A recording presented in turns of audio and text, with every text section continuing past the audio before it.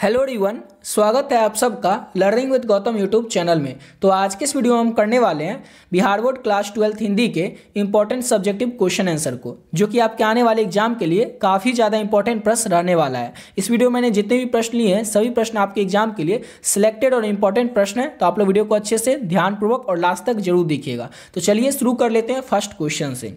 और पहला क्वेश्चन है हमारा कि बुद्ध ने आनंद से क्या कहा था। बुद्ध ने आनंद से कौन सी बात कहा था, क्या बात बोला था? तो बुद्ध ने आनंद से कहा था कि आनंद, मैंने जो धर्म चलाया था वो 500 सहस्त्र वर्ष तक चलने वाला था, किंतु अब केवल 500 वर्ष ही चलेगा। बुद्ध ने आनंद से कहा कि आनंद, मैंने जो धर्म चलाया था ना वो पहले 500 सहस्त्र वर्ष तक चलने वाला था, लेकिन अब वो केवल और केवल 500 वर्ष ही चलेगा। क्यों चलेगा? क्योंकि मैंने नारियों को भिक्षुणी बनने का अधिकार दे दिया है। सिंपल सा क्वेश्चन था, इसमें आपको समझने का बस है, बात याद करने जैसा कुछ है ही नहीं। बस इतना समझना है कि बुद्ध ने आनंद से कौन सा बात कहा था, कौन सी बात बोली थी।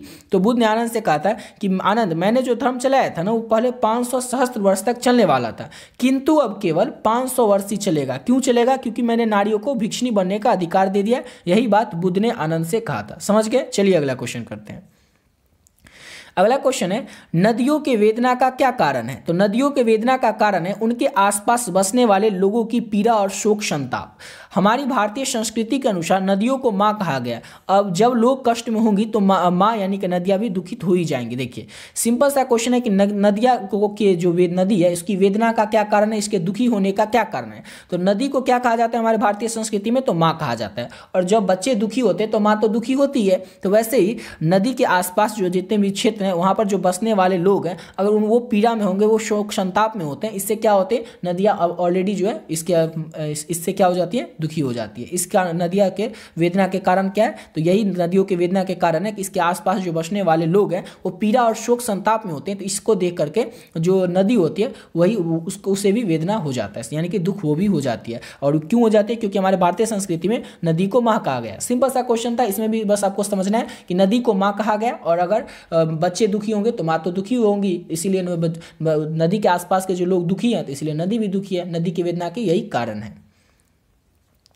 अगला क्वेश्चन है, मानव स्वयं को यानी कि मानव अपने आप को वैसी जानवरों से बढ़कर क्यों कहता है? तो मानव स्वयं को यानी कि अपने आप को वैसी जानवरों से बढ़कर दुश्मनों के लिए कहता है, क्योंकि दुश्मन को वो नहीं मारेगा तो दुश्मन उसे मार देंगे। अब क्या होता है, जैसे अगर दो देशों के बीच लड़ाई हो रहा है तो एक दूसरे के देश के जो सैनिक होते हैं वो चाहते हैं कि वो उसको मार दे, वो देश उस दूसरे देश के सैनिक चाहते हैं कि वो उसको मार दे, यानी कि दोनों एक दूसरे को मारना चाहते हैं। तो सेम वही हो रहा है कि मानव जो है युद्ध पर गया हुआ है, यानी कि दूसरा विश्व युद्ध जो हो रहा है उस पर मानव गया हुआ है, और वो जो है लड़ाई कर रहा है। तो लड़ाई जो कर रहा है तो सामने वाला जो देश का जो सैनिक है वो चाहेगा कि मानव को मार दे, मानव चाहेगा कि सामने वाला जो देश का सैनिक है उसको मार दे, यानी कि दोनों एक दूसरे को दुश्मन समझते हैं। समझ गए? इसीलिए जो है मानव स्वयं को वैसी जानवरों से बढ़कर कहता है कि अगर वो दुश्मनों के लिए कहता है कि मानव जो स्वयं को वैसी जानवरों से बढ़कर क्यों कहता है? तो मानव स्वयं को वैसी जानवरों से बढ़कर दुश्मनों के लिए कहता है। दुश्मन के लिए इसलिए कहता है क्योंकि अगर वो दुश्मन को नहीं मारेगा तो दुश्मन उसे मार देगा। समझ गए? नेक्स्ट क्वेश्चन कर लेते हैं। और अगला क्वेश्चन है, ओशदानिरा किस नदी के लिए कहा गया है? तो ओशदानिरा जो है गंडक नदी के लिए कहा गया है, और ये एक यात्रा वृत्तांत है। ओशदानिरा जो है क्या है? एक यात्रा वृत्तांत है, जो कि माथुर जी की जो पुस्तक है बोलते हुए क्षण उससे लिया गया है। जैसे बोलते हुए क्षण जो पुस्तक है वो तो बहुत बड़ी है, लेकिन उसका थोड़ा सा अंश लिया गया, ओशदानिरा जो पार्ट उसको तैयार किया गया। जैसे कि जयप्रकाश नारायण का जो भाषण था वो बहुत बड़ा लंबा भाषण था, बहुत बड़ा भाषण था, लेकिन आपका जो चैप्टर 3 है संपूर्ण क्रांति, उसका एक छोटा सा अंश उसमें प्रस्तुत किया गया संपूर्ण क्रांति का। तो सेम उसी तरह से बोलते हुए क्षण पुस्तक जो है माथुर जी की थोड़ी लंबी पुस्तक है, लेकिन इसका कुछ अंश लेकर के ओशदानिरा पाठ को तैयार किया गया। तो याद रखिएगा ओशदानिरा किस नदी के लिए कहा गया? तो ओशदानिरा जो है ये गंडक नदी के लिए कहा गया, और ये जो ओशदानिरा है ये क्या? तो एक यात्रा वृत्तांत है माथुर जी की, और माथुर जी की पुस्तक बोलते हुए क्षण से इसको लिया गया। समझ गए? चलिए अगला क्वेश्चन करते हैं। और अगला क्वेश्चन की ओर बढ़ने से पहले आपको बता दें कि अगर अभी तक आप लोग इस नोट्स को नहीं लिए, हिंदी के नोट्स को और इंग्लिश के नोट्स को, जिसमें कि आपको हिंदी के इंपॉर्टेंट क्वेश्चन मिलेंगे और इंग्लिश के भी इंपॉर्टेंट ऑब्जेक्टिव क्वेश्चन मिलेंगे और सब्जेक्टिव दोनों, तो आप लोग कैसे ले सकते हैं आपको बता देते हैं जल्दी से, क्योंकि ऑलरेडी बहुत सारे बच्चे इस पीडीएफ को ले चुके हैं। जो भी बच्चे इस पीडीएफ को ले लिए उनको टाइम वेस्ट नहीं करना है, वीडियो को थोड़ा स्किप करके थोड़ा आगे से आप लोग देख लीजिएगा। जो भी बच्चे अभी अभी तक इस पीडीएफ को नहीं लिए उनको बता दें कि आप लोग कैसे ले सकते हैं, जो भी बच्चे नहीं लिए उनके लिए बता रहे हैं। तो आपको इसमें पहले तो समझ लीजिए कि मिलेगा क्या क्या, तो हिंदी और इंग्लिश का पीडीएफ मिलेगा। अब ऐसा क्या रहेगा इसमें कि आपको लेना ही चाहिए, तो लेना इसलिए चाहिए कि इसमें हिंदी के जितने भी चैप्टर है ना, जैसे हिंदी में 26 चैप्टर है और इंग्लिश में टोटल 21 चैप्टर है, प्रोस और पोएट्री मिलाकर के 21 चैप्टर है इंग्लिश में, और हिंदी में गद्य और काव्य मिलाकर के टोटल 26 चैप्टर है। तो इन सभी चैप्टर के जो भी इंपॉर्टेंट क्वेश्चन है, चाहे वो ऑब्जेक्टिव हो या सब्जेक्टिव हो, सारा का सारा प्रश्न आपको इसमें देखने को मिल जाएगा। और इसके साथ साथ ही आपको PYQ यानी पिछले साल में जो पूछे गए प्रश्न है, पिछले 12 साल में ऑब्जेक्टिव प्रश्न, वो भी आपको आंसर के साथ मिल जाएगा, हिंदी और इंग्लिश दोनों में। तो इस तरह से आप लोगों को इस पीडीएफ में क्वेश्चन मिलेगा, यानी कि ऑब्जेक्टिव भी रहेगा, सब्जेक्टिव भी रहेगा और हर एक चैप्टर का रहेगा। और अगर इसको अच्छे तरीके से कंप्लीट कर लेते हैं ना, इस पीडीएफ में जितने क्वेश्चन है इसको अगर अच्छे से कंप्लीट कर लेते हैं, तो आपके एग्जाम में जो भी प्रश्न आएंगे उसका 99% क्वेश्चन आपको यहीं से देखने को मिल जाएगा। क्यों? क्योंकि आपके एग्जाम में जो भी प्रश्न आएंगे वो आएंगे कहाँ से, तो बुक से आएंगे, बुक के किसी भी चैप्टर से आएंगे, और चैप्टर से जितने क्वेश्चन जो इस साल आ सकते हैं आपके एग्जाम के लिए, सारा का सारा प्रश्न आपको इस पीडीएफ में देखने को मिल जाएगा। बस आपको करना क्या है, पीडीएफ को ले लेना है और इसमें जितने भी प्रश्न है, चाहे वो ऑब्जेक्टिव हो या सब्जेक्टिव हो, दोनों सब्जेक्ट में आपको अच्छे तरीके से तैयार कर लेना है। अब ये मिलेगा कैसे, तो इसका जो प्राइस है वो केवल और केवल 30 रुपये रखें। 30 रुपये यानी कि इतना कम इसीलिए रखें, 30 रुपये में आपको दोनों सब्जेक्ट का पीडीएफ मिल रहा है, ताकि हर एक स्टूडेंट, हर एक बच्चा जो इस पीडीएफ को ले सकेगा, अफोर्ड कर सकेगा। लेना कैसे है, तो ये नंबर आप लोग देख सकते हैं 7903820891। इसी नंबर पर आप लोगों को 30 रुपये पे कर देना। पे आप लोग फोन पे, गूगल पे, पेटीएम किसी भी माध्यम से कर सकते हैं। जैसे ही आप लोग पे कीजिएगा, इसका स्क्रीनशॉट ले लेना है। जैसे आप लोग इस नंबर पर पे कीजिएगा 30 रुपये, आपको स्क्रीनशॉट ले लेना है, और इसी नंबर से आपको व्हाट्सएप है, ठीक है ना, इसी नंबर से व्हाट्सएप भी है, उस व्हाट्सएप पे आपको क्या करना है, स्क्रीनशॉट को भेज देना है, और आपको एक छोटा सा मैसेज कर देना है हिंदी और इंग्लिश, जिससे ये पता चल जाए कि आपको हिंदी और इंग्लिश सब्जेक्ट का पीडीएफ मिल चाहिए, ठीक है। और इस तरह से आप लोगों को हिंदी और इंग्लिश का जो पीडीएफ है आपको व्हाट्सएप पर ही मिल जाएगा। जैसे ही आप पे कीजिएगा, सब्जेक्ट बताइएगा, आपको तुरंत पीडीएफ मिल जाएगा हिंदी और इंग्लिश दोनों सब्जेक्ट का। और इसमें जितने क्वेश्चन है इस पीडीएफ में, सारे क्वेश्चन को अगर आप लोग कर लेते हैं तो आपसे एग्जाम में एक भी प्रश्न नहीं छूटने वाला है। और बता दिए कि आपके एग्जाम में अगर क्वेश्चन कहीं से भी आएगा ना, तो बुक से ही आएगा, बुक के किसी चैप्टर से आएगा, और इसमें हर एक चैप्टर के जो भी क्वेश्चन है इंपॉर्टेंट, चाहे वो लघु उत्तरीय हो या दीर्घ उत्तरीय, सारा का सारा प्रश्न आपको इसमें देखने को मिल जाएगा। और साथ ही साथ आप लोगों को इसमें के साथ PYQ भी मिल रहा है पिछले 12 सालों का। तो इसको कर लेने के बाद तो आपसे एक भी तो क्वेश्चन एग्जाम में ऐसा नहीं होगा जो छूट जाएगा, सारा का सारा क्वेश्चन आप लोग बना के आएंगे।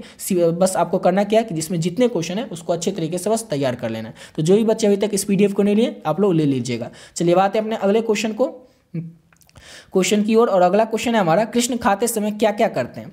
तो कृष्ण जी जो है जिस समय वो खा रहे हैं उस समय वो किस तरह की क्रियाएं कर रहे हैं वही आपको बताना है। तो कृष्ण खाते समय कई तरह की क्रियाएं करते हैं। प्रथम तो वो कुछ भोजन खाते हैं और कुछ धरती पर गिराते हैं। इतना ही नहीं, पिता के हाथों खाते खाते स्वयं अपने हाथों से खाने लगते हैं। वह मिश्री, दही, मक्खन तीनों को एक साथ मिला देते हैं। अंत में कवि इस बात का उल्लेख करता है कि वो पिता के मुख में यानी कि मुंह में कौर डालकर उनको भी खिलाने का प्रयत्न करते हैं कृष्ण जी। अब इस क्वेश्चन में इस क्वेश्चन का जो आंसर है वो आपको याद करने की जरूरत ही नहीं है, आपको पहले से याद है। कैसे याद है वो आपको बताते हैं। आपने आसपास अपने घर के आसपास अपने किसी रिलेटिव के यहाँ कहीं पर आप लोग छोटे बच्चे को देखे होंगे, और जब छोटा बच्चे को आप खाना खिलाने जाएगा तो किस तरह की क्रियाएं करना है, बस वही आपको लिख देना है। मतलब आप अगर आपको ये क्वेश्चन याद नहीं होना तो आप कोई छोटा बच्चा को पकड़ लीजिएगा जो 1.5 से 2 साल का हो, और उसको खाना खिलाने का प्रयत्न कीजिएगा, और वो बच्चा जो जो क्रिया करेगा बस आपको वही दिमाग में रखना है, बस आपका आंसर तैयार हो गया। मतलब जो छोटा बच्चा करता है ना वो कृष्ण जी भी कर रहे हैं। जैसे क्या करेगा, जैसे आप किसी छोटे बच्चे को खाना खिलाने जाइएगा तो क्या करेगा, कुछ खाना तो खाएगा और कुछ धरती पर गिरा देगा। फिर क्या करेगा, कभी कभी अगर आप उसको खुद से हाथ से खिलाएंगे, जैसे कि कृष्ण जी के जो पिताजी हैं उनको हाथों से खिलाते हैं, तो वो क्या करते हैं, खुद अपने हाथों से खाने लगते हैं। तो अगर आप किसी छोटे बच्चे को 1.5-2 साल के जो बच्चे होंगे उनको उसको हाथ से खिलाइएगा तो क्या करेगा, खुद से लेकर के खाने का कोशिश करेगा। आप खुद उसको हाथ से खिला रहे, फिर वो अपने हाथों से भी खाने का प्रयत्न करेगा। फिर क्या करेगा, अगर आप जैसे उसको मान ले कुछ ऐसा खिला रहे जिसमें दही, मक्खन, ऐसा इस तरह का कुछ हो कि वो मिक्स हो जाए, ऐसा चीज, ऐसा भोजन हो, तो क्या करेगा, सब कुछ को एक साथ मिक्स कर देता है। मतलब अपने हाथ से ऐसे उसको छींटने लगता है, उसको मिक्स करने लगता है। और अंत में कवि इस बात का भी उल्लेख करता है कि वो पिता के मुख में भी कौर डालकर उन्हें भी खिलाने का प्रयत्न करते हैं। और थोड़ा और बड़ा बच्चा हो जाएगा, यानी कि 3 या 3.5 साल या 4 साल का बच्चा होगा, तो वो क्या करेगा, आप जो अगर उसको खिलाएंगे तो वो भी आपको खिलाने का प्रयत्न करेगा। तो सेम आपको याद रखना है कि कोई जो छोटा बच्चा खाना खाते समय जिस तरह की क्रियाएं करता है, सेम उसी तरह की क्रियाएं कौन कर रहे हैं, तो कृष्ण जी भी कर रहे हैं। और इसका आंसर अगर आपको याद नहीं हो, समझ में नहीं आए, तो आप किसी छोटे बच्चे को बस खाना एक बार खिला के देखिएगा, जो जो क्रिया करेगा वो बस आपको वही याद रखना है, और सेम वही आपको अपने एग्जाम में उत्तर में लिख के आना है। चलिए अगला क्वेश्चन आप करते हैं, और अगला क्वेश्चन है हमारा, बिस्नी मानक को लड़ाई पर क्यों भेजती है। तो मुन्नी की विवाह के चिंता के कारण बिस्नी जो है मानक को लड़ाई पर भेजती है, क्योंकि बिस्नी के घर के हालात बहुत खराब है, मानक के सिवा उसके घर में कमाने वाला कोई नहीं है। देखिए, सिपाही की माँ जो कि एक एकांकी है, जिसके लेखक है मोहन राकेश। इसमें बस इतना ही बताया गया, वैसे तो थोड़ा चैप्टर 3-4 पेज का है, लेकिन आपको सिंपल शॉर्ट में इतना समझना है कि एक मानक है लड़का, उसकी एक माँ है बिस्नी और उसका एक बहन है मुन्नी। तो मुन्नी जो है वो बड़ी हो चुकी है, शादी के लायक है और उसकी शादी होनी चाहिए, लेकिन घर में कमाने वाला कोई नहीं है, बस एक मानक है जो वो कुछ कमा के लाएगा, उसी से घर चलेगा या फिर मुन्नी की शादी होगी। तो बिस्नी जो उसकी माँ है, मानक की माँ, ये क्या करती है, मानक को युद्ध पर भेजती है, लड़ाई पर भेजती है। उस समय द्वितीय विश्व युद्ध चल रहा होता है, तो फ्रांस की ओर से लड़ाई करता है मानक। तो मानक जो है वो लड़ाई पर जाता है और क्या करता है, तो वहाँ पर अपनी लड़ाई इस पर इसलिए जाता है कि वहाँ पर उसको सैलरी मिलेगा, थोड़ा पैसा कमाएगा, तो घर आकर के मुन्नी के हाथ पीले कर पाएगा, मुन्नी की शादी कर पाएगा। सिंपल सा क्वेश्चन था कि बिस्नी मानव को लड़ाई पर क्यों भेजती है। तो बिस्नी मानव को लड़ाई पर इसलिए भेजती है ताकि वो घर को चला सके, घर का खर्च निकाल सके, और वापस आकर के युद्ध पर से वापस आकर के मुन्नी के हाथ पीले कर सके, मुन्नी का शादी करवा सके। इसलिए बिस्नी जो है मानव को लड़ाई पर भेजती है, और उसके घर में, बिस्नी के घर में मानक के अलावा घर में कमाने वाला और कोई नहीं था। इसमें भी आपको याद करने जैसा कुछ नहीं, बस आपको थोड़ा सा समझना है। अगला क्वेश्चन है, तिरिच क्या और ये कहानी में किसका प्रतीक है। तो तिरिच जो है छिपकली प्रजाति का एक जहरीला लिजार्ड होता है, जिसे हम लोग विस्खापड़ भी कहते हैं। आप लोग सुने भी होंगे, गांव में कई बार विस्खापड़ वर्ड आप लोग सुनते होंगे, और लिजार्ड तो बोलने की जरूरत नहीं है, कई बार आप लोग सुनी चुके होंगे बच्चे में, एल्फ और लिजार्ड आप लोग पढ़े भी होंगे।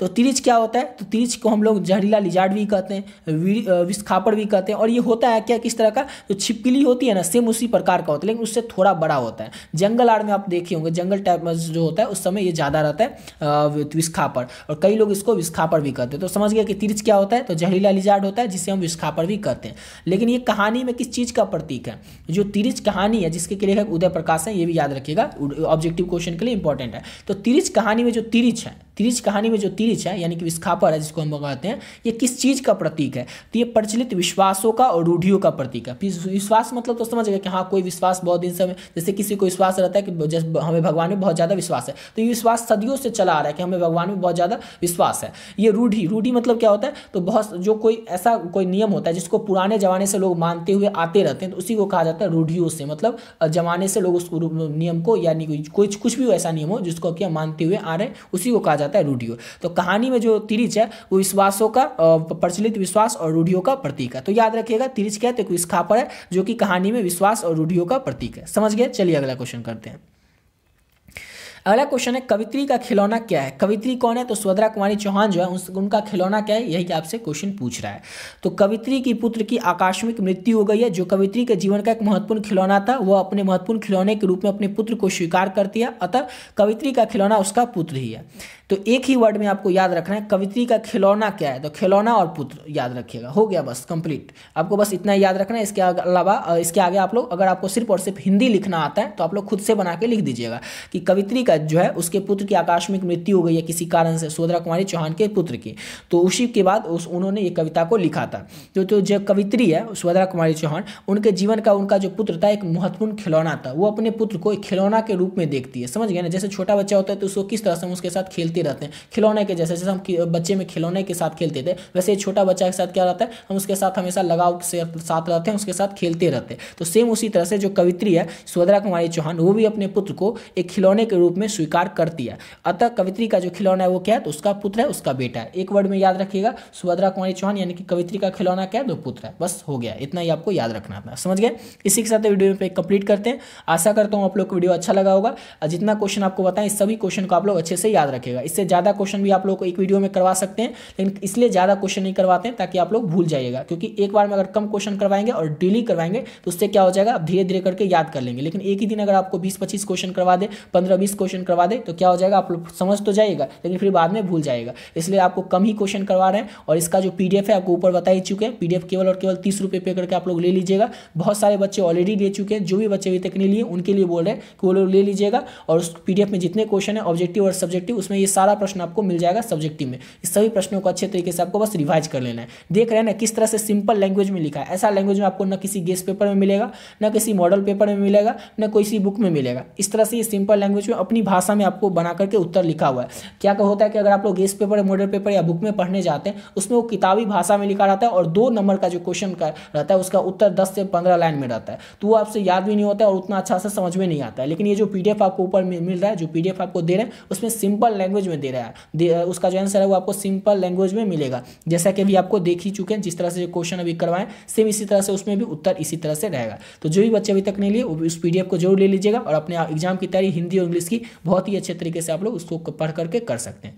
तो मिलते हैं नेक्स्ट वीडियो में, नए वीडियो के साथ, जिसमें कि हिंदी के और भी लघु उत्तरीय और दीर्घ उत्तरीय प्रश्नों को देखेंगे।